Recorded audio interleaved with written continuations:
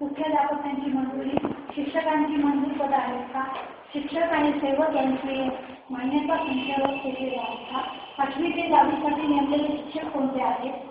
नंतर कर्मचाऱ्यांच्या सेवा नियमाप्रमाणे ते कायम आहेत की नाही, बीएड वेतन श्रेणी कर्मचाऱ्यांना नियमाप्रमाणे पदोन्नती दिली आहे का,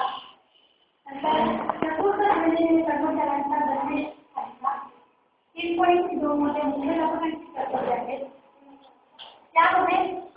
मुख्याध्यापक स्वतः अध्यापन त्याच्या नियमाप्रमाणे करते आहे का, सेवा पुस्तकांची नोंद वही आहे का, सेवा पुस्तकांची 5 वर्षानंतर पडताळणी केली जाते का, शिक्षकेतर कर्मचाऱ्यांची पुस्तके पूर्ण आहेत करतायत की नाही, नंतर शिक्षण अधिकाऱ्यांची स्वाक्षरी घेतलेली आहे की नाही, सेवा ज्येष्ठता यादी आहे का, विविध खात्यांची परिपत्रक म्हणजे बोर्ड, जिल्हा परिषद इतर सर्व त्या पत्रकांची पुढे शिक्षणांपर्यंत कार्यवाही केली जाते का, नंतर समित्या सर्व आहेत का, विद्या समिती, शाळा समिती, शाळा व्यवस्थापन समिती, पालक शिक्षक संघ,